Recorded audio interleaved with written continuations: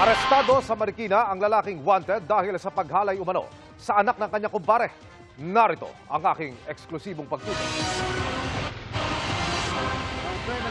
Naghati sa tatlong grupo ang arresting team. Ang unang team inikutan ang lugar kung saan namataan ang suspect. Dito sa kulay blue gate na to, dito. Ang ikalawa at ikatlong grupo naman na siyang magsisilbi ng warrant of arrest. Pinlano na ang gagawing pagdampot. Nandito na kami sa malapit sa area. Positive sir, nandito yung subject natin. Nagtatrabaho siya malapit dito. Verify ang itsura ng aarestuhin. Anong suot ng tao, anong description para pagkalapag namin doon? Ang description sir, nakamaong short. Tapos navy blue ang damit. Tapos ang buhok niya is patayo. May kaliitan sir, may kaliitan ng lalaki. At nang makuha na ang detalye ng suspect, gumalaw na ang mga pulis.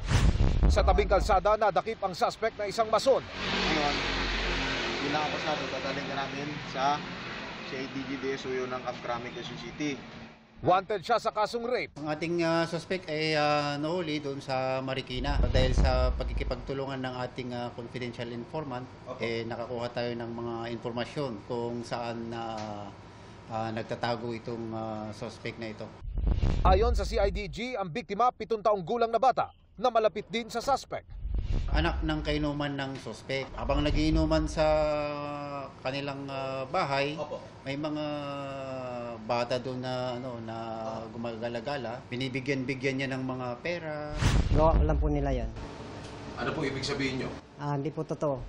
Itinanggi man sa huli, nanawagan pa rin ang suspect sa kanyang kumpare. Baka raw sa labis niyang kalasingan, hindi na niya maalala ang nangyari. Sana patawarin po niya ako. Kasi wala mang perfect sa tao. Para sa GMA Integrated News, Emil Sumangil nakatutok, 24 oras. Mga kapuso, samahan nyo kaming tumutok 24 oras. Bisitahin at mag-subscribe sa GMA Integrated News sa YouTube. Sa mga kapuso abroad, bisitahin ang GMA Pinoy TV at www.gmanews.tv.